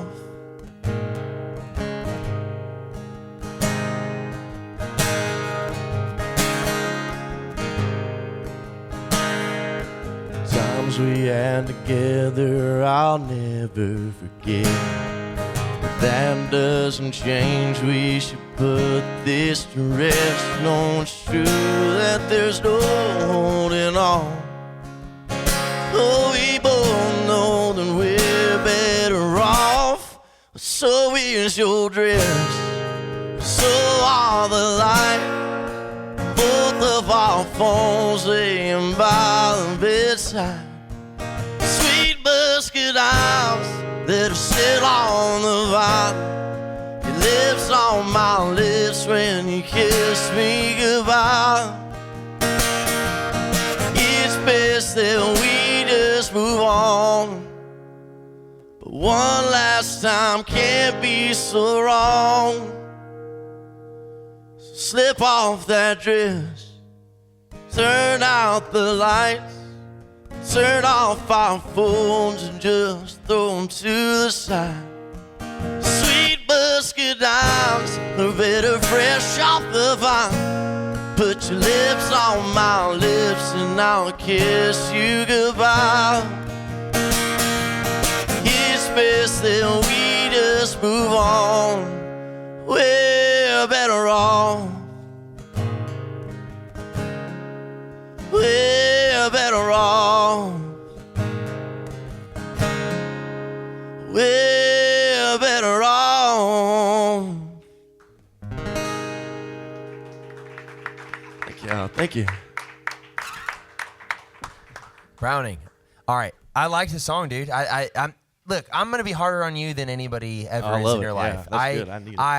I think that the idea Better Off was really cool, and I wasn't into it until like the second verse. So I think you need a little bit more furniture of like exactly what is happening. Like I could tell obviously by the second verse that it was about like fucking her one more time, you know, before you say goodbye. But I mean, let's be real. But Every guy's perfect scenario. Yeah, perfect scenario. I'm sure she loved that. over the road. Also, I don't know if girls like to be told they look better with the lights off. That was the only thing I was thinking. I'm thinking, but I think this dude, you're a hell of a writer, and you take things and you take concepts and you roll with them, and I think that song is like almost there. I would say, I think for the duck hunting song, like where it's up tempo, I love that tone in your voice. And for what was the other song that I love too? Who She's Calling Daddy. I love that tone. For a song like this, even when you played it back, you need to really lean back into your voice, into your vocals. It needs to be da da na na, like find a real raspy, like not that high register. It's a little bit farther back in your throat and your diaphragm. Like Your I know chesticles. Yeah, your chesticles. But it's a softer song. And I love that you played it because it showed a different side of you on the show. But you gotta lean into that. You gotta pull back. It's not the duck hunting. It's not the up-tempo Browning. It's a softer side of you, and I love that side of you, and I think it's almost there. So yeah, awesome. that's my thought. What do you think? Thank you. Dude, I thought it was super cool. I feel like your low tone on the verses was just like a smidge shaky. I don't know if that's a key thing or just like singing more from the chest or whatever. The only other thing that like bothered me about the song was just I feel like the on and off rhymes were like as soft as a rhyme could be. I wish it was more of like a lost or something else that has just a little more of an off. It just didn't feel like a rhyme. Like it was just not close enough of a rhyme for me to be like, oh hell yeah, dude. It was like, and it seemed like to obviously I get the on and off thing that you were going for, but I just feel like as a rhyme, it just wasn't like. And I had a publisher do that to me with one of my first songs, and I fucking hated him, and I for suggesting it, and I didn't listen to him. So you don't have to listen. I didn't take that advice when somebody gave it to me, but I thought about it a lot. And as I'm sitting there thinking about it, I was like, yeah, you're probably not gonna listen to me, but I would love if there was like a lost or some other kind of off rhyme that's a little stronger rhyme. Yeah, just because I feel like when you have it on a hook, you just want it to land like a freaking airplane, just so perfectly. And that's always one of my things, that when a hook just doesn't quite land, it's always like, man, how can we just serve this up on a silver platter for the listener so that they go, ooh, yeah. You know, and not like I feel like that barely could have helped foul. it. Yeah, I feel like that could have helped it. Yeah, it's a great title. And by the way, cool, though. this is why I love you, because you come on here and you've literally you're like, dude, tell me like what can I do better? You're the type of person that is coachable. And so this is kind of the first time where I'm like, hey, this could be coached and this could be fixed. And so that is honestly like the dream for the show. And that's why you can come on here literally whenever you want and try the shit out. And I encourage all the regulars to do that. Like I think our viewers want that too, to be like, hey, we saw this song like develop into something beautiful that like when you first started out it wasn't what it is now. And that's a part of music that Sam Hunt's big on that. Like Sam Hunt will go back and rewrite songs like 20 different times. And I think we're kind of in this era of like, oh, the song's finished. Like, is it? You know what I mean? I don't know. Definitely not. I am sometimes more of the disposition to just write another one, but there's so many great ideas that I've burned just from not feeling like I nailed it and just going, well, and again, especially when you co-write songs and if people are busy and you just go, dude, I feel like this is 90%. If I really love it, I'll continue tweaking it by myself. Yeah. But the title's great. Like everything's there. I really do feel like it's so close. And so I would recommend fighting for it. Okay. You know, I really would. I think it's got a great title and all the stuff is there. And again, my last piece of advice, like you're going to have to figure, it's going to be something you're going to have to work on, but that softer for the slower songs, you're going to have to work on that and finding that part of your voice that is not the normal Browning Snyder, Toby Keith sound that you're going after, right? Yeah. Man, I hate suggesting this because I also hated it myself, but vocal lessons helped me a good bit when I was in college and right out of college because I just had some really bad habits from not being super trained. And it could just, I don't know if you've ever done that before. I have, yeah, so that doesn't bother me at all. Like, I could benefit from that. Yeah. It just, I think everyone could use just a little, because obviously you don't want to like, another thing is like, if you just start from a like, oh, I'm a classically trained singer, sometimes it's hard to go from that to cool, gravelly thing. But once you have that cool tone and you can just have somebody help either, you know, use your diaphragm or some of these other things that just help make it easier for you to sing. And I think that can help level out some of your tone and some of the, like, just let you have a better use of your voice. Okay. Yeah, Browning's a star. He's going to be somebody that I truly believe makes this podcast like that next level podcast where like we saw him here first, and I believe that in you, and I Thank you, man. hope Thank you. that you understand everything I'm saying is like from the heart. So I appreciate it. Yeah. Yeah, of course. Thanks for That's coming why on. I always receive it from y'all. Y'all are always coming from a place of love. So absolutely, love and you that. can come on here anytime you want and try Thank new you, man. songs. This is a place for you. So Thank you. Give it up for Browning Snyder, everybody. Come on. So we got a bucket. Anybody else want to put their name in the bucket? We got last call for the bucket. Got any names in there, Mikey? All right, we got some names. Let's get it going. Here we go. This thing lights up too. This thing's sick. This thing sucks.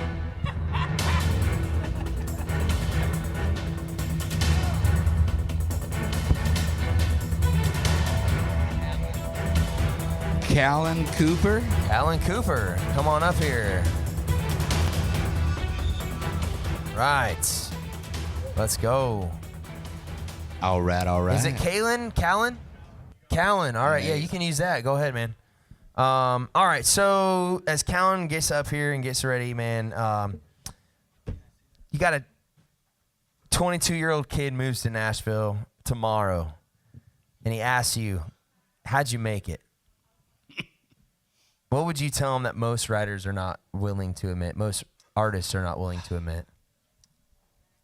You know, I think what you touched on this earlier, but like, you know, there's so many freakishly talented people that don't always have the greatest work ethic, and having just writing every day. If you're having to work another job, find the time to still network, but also improve on your own solo, because a lot of people they just co-write, or they just play shows, and they don't do that solo digging for who you are as an artist, what you really truly want to say. Sometimes it's taken 3 months off of writing and just going and doing something. Like some of the times where I've written the best stuff was whenever I took a break from writing and, you know, went on a road trip or whatever it is. But, you know, remembering to live life, include that life that you live into your writing, and definitely continue, like, never think that you're like, oh, I've hit the peak of myself. Like, I'm writing the greatest music I can write. Like, you can always do better. Your songs can always be a little bit better. Everything can be, you know what I mean? It's just like, I remember I saw Joe Walsh giving a quote once, and he said, man, I just try to suck a little bit less every day. And I'm like, dude, if Joe Walsh is trying to suck a little less every day, I suck so hard. You know what I mean? So just remembering that there's always room to grow, and, you know, and you got to take criticism with a grain of salt, but at the same time, like this, you know, you guys, we just want what's best for everybody. You know, I have a lot of people that I like help mentor, which maybe I shouldn't be, but you know what I mean? And I like doing that. So when you asked me to do this, I was like thrilled. But you know, it's just, yeah, you just got to keep growing and improving as an artist. And I think even some of our biggest musical heroes, it's funny when you listen to their different eras, you can see where they kept evolving, and it's something that creates a great artist, I think. Obviously now you get the early edition of those artists because of TikTok and Spotify and everything. Back then it was like, okay, well, until they were really good enough to get a record deal, you didn't catch that early stuff, which maybe, you know, say what you want about the state of the music industry, because you can put out whatever. I remember, you know, FGL and Chris Lane and some of those artists that had music that they put out before they really broke, and they're like, do we pull it? Do we not? I think some of them did. So, you know, even as you're doing it now, you got to keep finding an audience. You got to grow yourself, and if you aren't proud of something in the future, you can always pull it. That being said, it is always out there. So if you don't love what you're releasing, hold off. You know what I mean? This literally happened 2 days ago, my mom sent me a screenshot of a song that no longer exists. And she's like, I love this song. And she's got a new boyfriend and everything. She's like, this is his favorite song too. And I'm like, Mom, that song is literally gone. How the fuck do you have it? Well, she bought it on iTunes back in the day, and it like stays on her phone. I thought it took it off. I guess if you buy it, it's yours. So. So she still has. I took a bunch of music down. I think if any artist is really honest with themselves, you always suck until you don't. Like, you always suck until somebody thinks you're cool. And it's like, man, if you're willing to suck, like, good for you. Like, that's brave and that's fucking cool. And you have a place on this show. That's all I'm going to say. Yeah, dude. I agree. It's funny because, like I said, there's a lot of things that I thought weren't that great that ended up being the biggest things out there. So, you know, you have to be willing to put yourself out there. I do think you have to also love what you're making. And if you're just like, I don't know, maybe you keep digging a little bit. Some people believe in everything that comes out of their mouth. So I think there's a fine line between going, all right, this is cool, or I'm just like a freaking total space cadet who has no clue what's good. You know, my mom told me it was great, so I'm doing it. But yeah, I don't know, dude. You do have to put yourself out there and just keep in mind that you need to continue to grow. Absolutely. All right. Callan Cooper singing his song, Gone to Hell.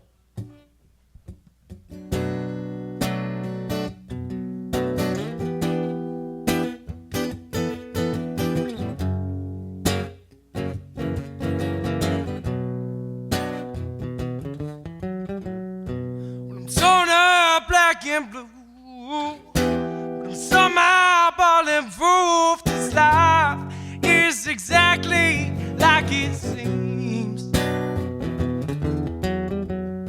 When I'm gone with the chosen few, yeah, it's not me, it's you. Alive, never better, still obscene. You just don't let it go there. Said how many when I wish you well. You hold your breath and keep a heavy heart for me, for me.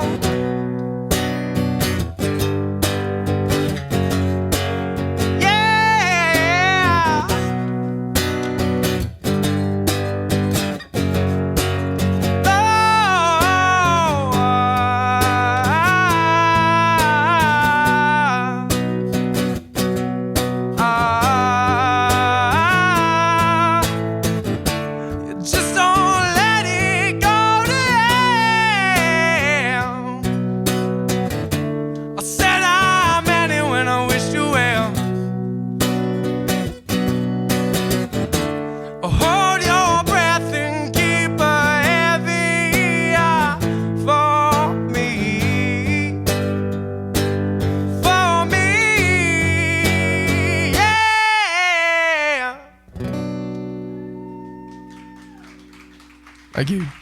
Alan Cooper, everybody. Hell yeah, dude. That is awesome, man. What? Tell us about that song. It's kind of about like self-sabotage. I find myself doing that sometimes, especially with the ladies. It do be like that. Yeah, you can take the mic off if it's easier. What do you mean by that? How do you self-sabotage?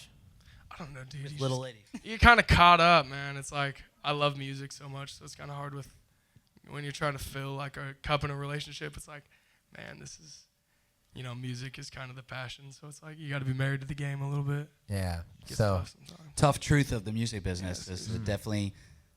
It's not impossible to find the right partner, but it's very hard to find people who understand the lifestyle and are willing to put up with it. I can't remember. There's this huge LA songwriter who had like a TED talk or something, and he was like, I wish I could tell me with my like first wife to not marry another 6 of them or what. He's like, I've been married 7 times, and the music business is one of the hardest businesses to be in. And have relationships. So I feel you, bro. It's not easy. damn. What? Are you from Nashville? Or where are you from? No, I'm from a town of 1,000 in Nebraska called Geneva. Shout out Geneva. Wow. Geneva, Nebraska. It's like the Princess Diaries. I've never what?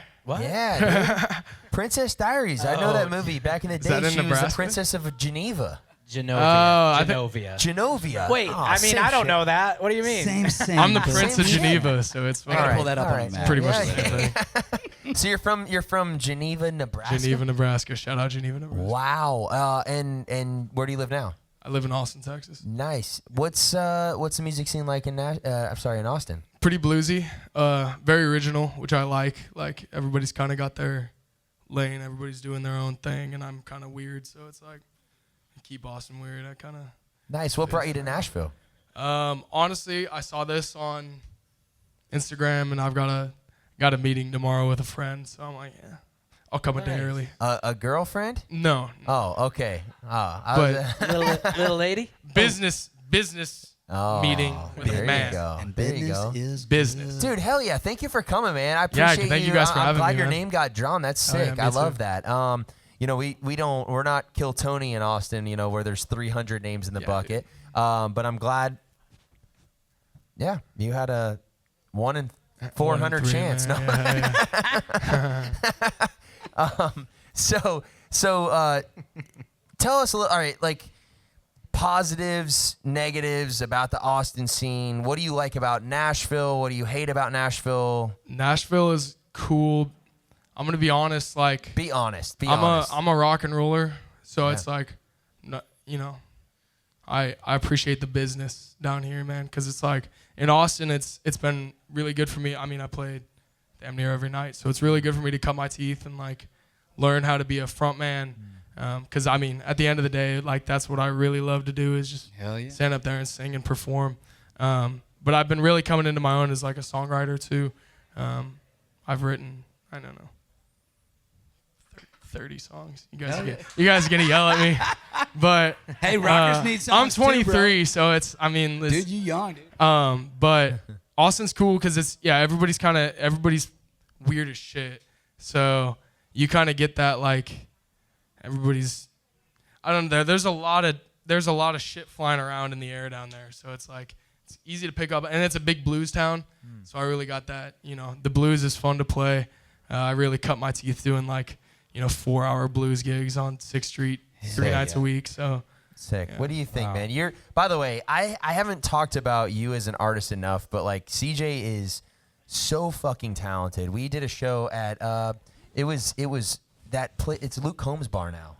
Yeah. Back in the day. What was that dude, called? I used to do Wild Horse. Wild Horse. Which I love the Wild But Horse. one thing that I noticed about you in that, he's a rocker too, bro. Like rock, blues, Aw, but man. like stage, like high energy, like sick show. And so I'm actually excited that you played tonight because I feel like he's gonna have some good notes. Well, on it. I thought the song was cool, man. I was gonna ask. I'm assuming you have a band that or some guys that play. Yeah, I've got some wild men that I like to keep around. That Hell yeah, dude. We go gigging. Well, I every was gonna once in a say, while. obviously, I was like, I didn't know you before when you were playing. I was like, dude, this guy has to have a band, has to be out there rocking.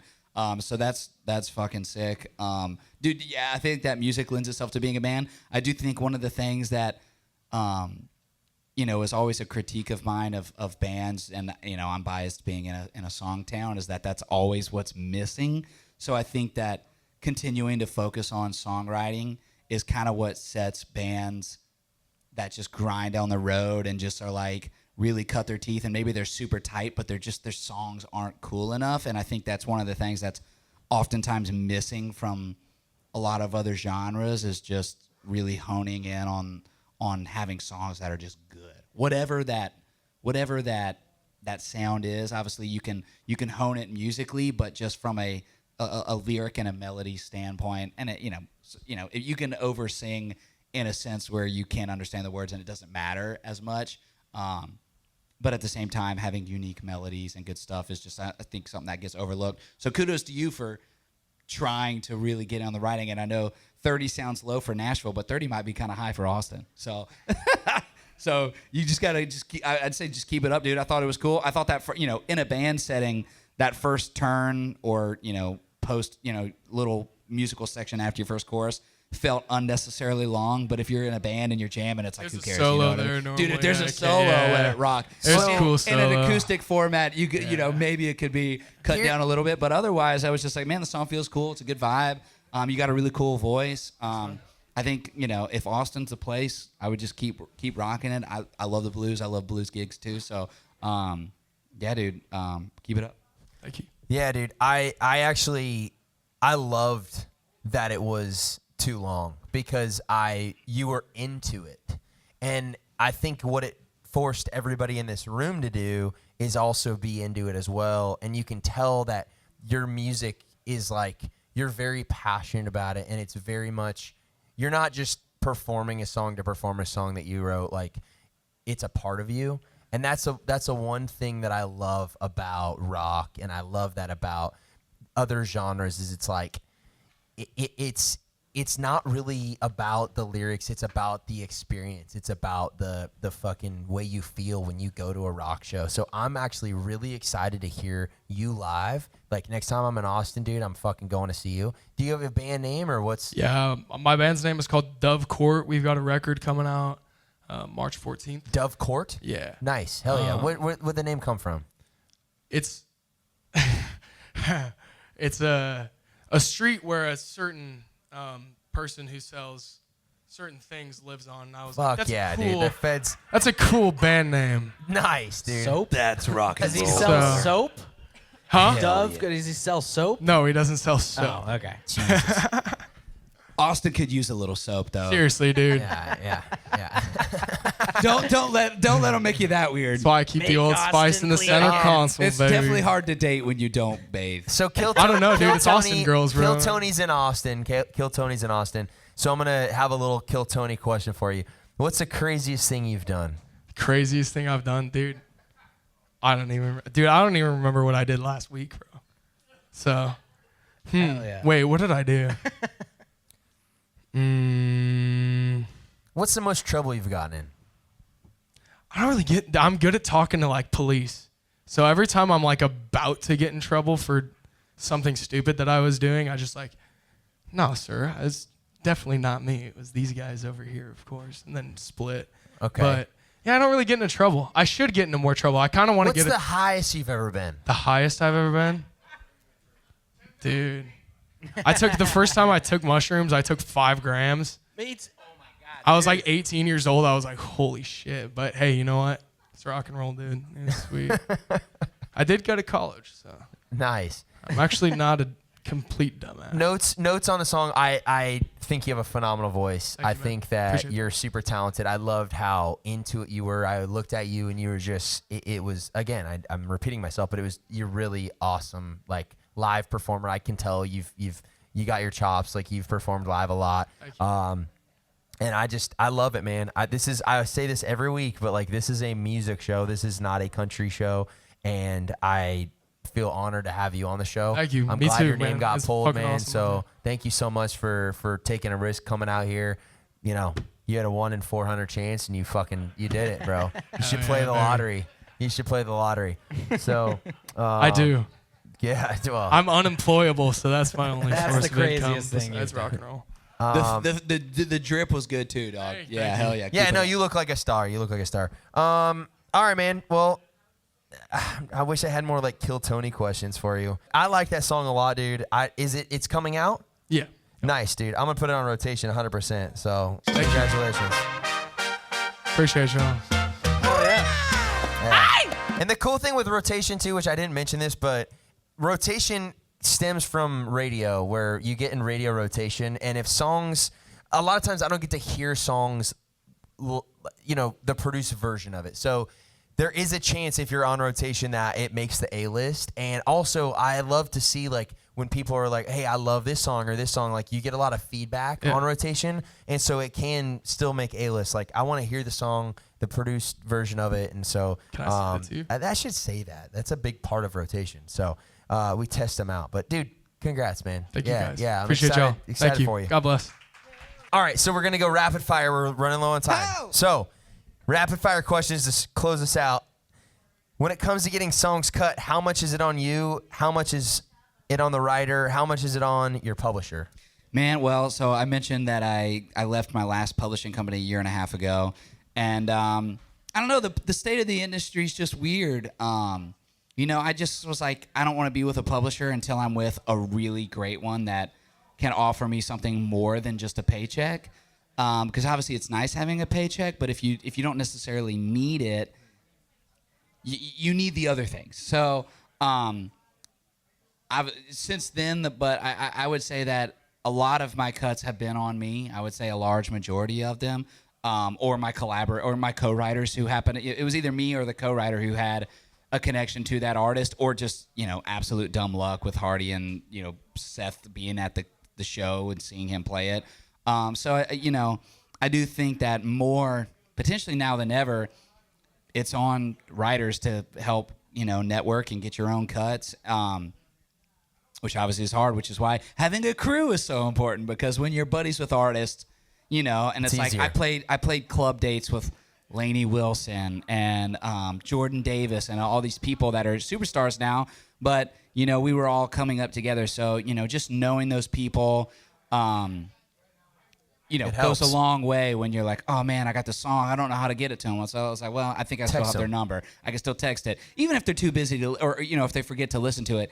They might listen to it. You know what I mean? It's like, so when some of those people are Lainey Wilson level famous, maybe they don't. But a lot of times, they do. Or they'll go, oh, my God, thanks for sending. So you just, being around, that's one of the unfortunate things about it being a 10-year town is sometimes it just takes a while for you or somebody in your crew to develop enough success for you to have an outlet for your songs. But, yeah, so, I mean, I think it's a lot on me. I would love to have a publisher that could be helpful. I did have an incredible publisher at one point, and like I said, my team kind of dispersed, and I'm hoping to find another home one day, but until then, I'm just kind of rocking, doing my own thing. I'm trying to lean a little bit more into the artist thing for this next season for me. So I just cut an album a few weeks ago that I'm in the studio finishing singing and trying to get all that done and get some plans together for that. So I'm trying to lean a little bit more into the artist thing, just because of, I love songwriting, but having rang the bell a couple times, it's like, man, you kind of cross that off the bucket list. And it's like, man, the amount of people that go, why didn't you just sing it yourself? I'm like, well, if I had somebody throwing $1 million at my artist career, maybe I would have. But at the same time, I need to work a little harder as an artist. So I was saying pre-COVID, I was like 80-20 writer-artist. Up until now, I've kind of been 50-50. Like I've been writing still mostly 5 days a week, and I've been putting out a little bit more music, but I haven't been making enough content and really just like doing the things that it really takes to help break into artist world. And I really want to do that with some of this new music that I'm working on. So yeah, that's kind of my plan, is to just rock it a little bit harder on the artist side. I'm still going to be writing. It's just 2 or 3 days a week instead of 5, which I've been doing for like 12 years. Dude, that's awesome. That was one of my next questions. What are you most excited about for 2026? Yeah, I'm definitely excited for this new music. I'm kind of doing a little bit of a rebrand. I just cut this record with crazy all-star band. We cut it with no click. We're doing no auto-tune. It's going to be one of those things where it's like a super organic, raw, little bit more old school sonically than stuff I've done in the past. So I'm trying to figure out exactly how I rebrand that to kind of separate this new stuff from my old stuff, which was just a little bit more Nashville. Of course, the record labels have always told me that my stuff was like too Southern rock for Nashville, or it rocked too much. So that's always been something. So I'm just going to kind of lean in on that a little bit and just dig a little harder as an artist and see what happens. But I'm really excited for a lot of these tunes. And a lot of them I wrote in the last year, so that's all stuff that I self-publish. Hell yeah. You have toured a ton. You have done social media a ton. You've rang the bell, 2 number ones. Like, what is the most important thing right now? Man, I think just honing in your brand for socials. I mean, because even publishers, if you have good numbers and they see stuff, your songs connecting, assuming you're an artist writer, that can help you get a publishing deal. I hate to say that the socials are one of the biggest things, but it's either knowing big artists or proving on socials that your stuff can connect. That's, artist writers are getting a lot more deals. I don't know how much you guys have talked about Suno on here, but it's making it harder for producers because you kind of like can skip that. So it's like being a very, the most unique thing that you can be is an artist with a unique voice and sound. And I think as AI becomes more of a thing, that's going to continue to separate, artists from AI, because that's part of the reason I cut my new record with no click, because I was like, man, you can't, Suno sometimes wavers, but at the same time, you can't, you can't fake organic. It's very hard to fake it. So that's something I'm wanting to lean in with my own music, is just not being overproduced. Complete opposite. The complete opposite. Yeah. And I think that it's going to be, I've said this a lot, but I think Zach Bryan was almost as the listener was getting somewhat tired of overproduced stuff. It's kind of created this vacuum for the underproduced to really have its day right now. And I think that that's a thing that a lot of listeners, and I don't think the listener really knows how to describe what they're looking for, but I do think things that feel authentic, and even if the sonically authentic is produced, the branding, something about it has to be so authentic that the listener's just like, yes, I resonate with that. I feel that. I want to have this be the soundtrack to my life, whether I'm drinking beer, playing golf, whatever you're doing when you're listening to music. You said it earlier, like, you got to think, what is my music going to go along with? Is it the music you listen to when you're crying in the bathtub drinking wine? Or is it, whatever it is that's that you're looking for music but there for? is but music for that. But there's music for that. You know what I mean? There's things, maybe it's Anna Nalik's Breathe, where you're just sitting there boohooing. Yeah. But whatever those songs are, you know what I mean? You got to find, you want to be that soundtrack to somebody's stuff. And I think being authentic is key. And unfortunately, because it is so cost prohibitive to get on the road now, I think you do need to try and prove that. And I don't have great numbers, but because I had kind of gotten in early and already had a touring stuff, and my number ones helped buy a van and a trailer full of gear and stuff, I'm already set up and kind of have low overhead outside of players and gas.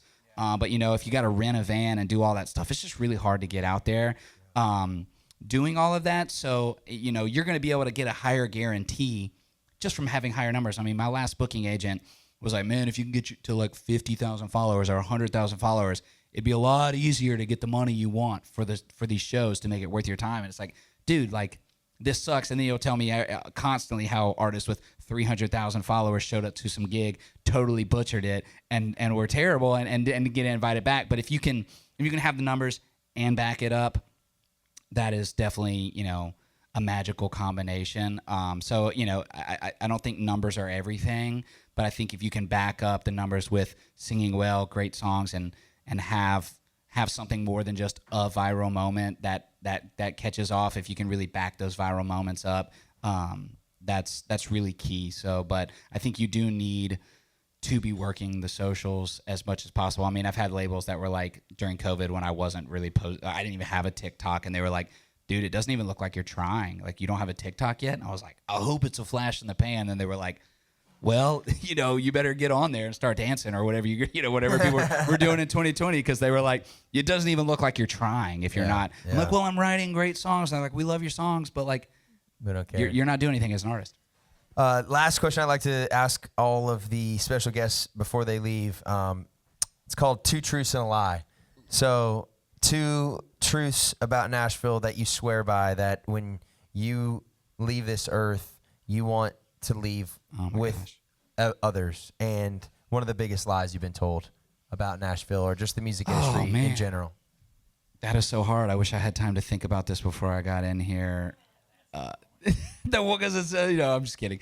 Man, I don't know. I feel like with truth, it's like, the people that you surround yourself with, I think, are going to have more of an impact on your career than you maybe realize, because nobody is really able to navigate Nashville completely alone. And that's really one of the things that separates Nashville from other towns, is that it's so collaborative, and you really do need, you can maybe be in a bubble yourself and write your songs yourself and just put them out. And there is a way to do that. But I just think that in Nashville, things can happen so much faster. And whether it's just hanging at Red Door or whatever it is, I think that is a truth, that in Nashville, to really make waves, you need to be collaborating and networking. I don't know. Let's see, another truth. Don't get hammered at 3 a.m. every night at Red Door. That is also bad. So find that balance. You know what I mean? Because I know people that had a lot of promise, and then they just kind of couldn't really handle the whole I'm a musician thing, and then they fall off the deep end. And it's very easy to do when co-writing sessions, and people kind of laugh when you just crack a beer or pour an airplane shooter into your Diet Coke at 11 a.m.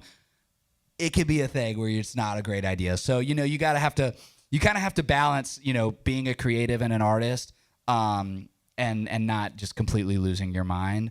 One of the biggest lies, I don't know. There's so many, A&R people are notorious for telling you exactly how they see it and exactly what will work and what won't work.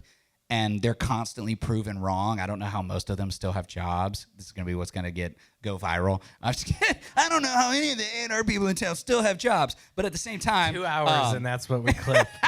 No, but like I said, I've been wrong by having somebody reach out to me and just and they're like, oh, I'm passing through town. You got an open day? And I'm like, dude, I'm busy. I just don't get it. 2 years later, they're in arenas. I think you do have to stick to your gut.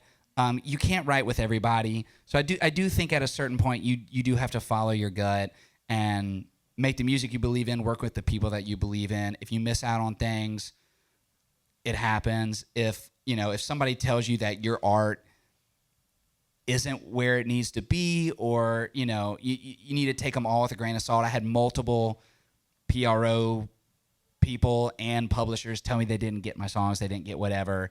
Some of those same songs got me my first publishing deal, and a few of those songs got cut. So not everybody in town knows everything about the industry. A lot of, and especially I just feel like A&R people are the worst culprits, where they're like, I don't see it, and you're like, all right, whatever, dude. But they miss 90% of the artists that they sign never succeed. So their batting average is terrible. But you know what I mean? It's like, well, that's kind of their business model. But So anyway, I don't know. I think just having experts be experts, they're mostly wrong. So you just got to really believe in yourself and put your nose to the grindstone.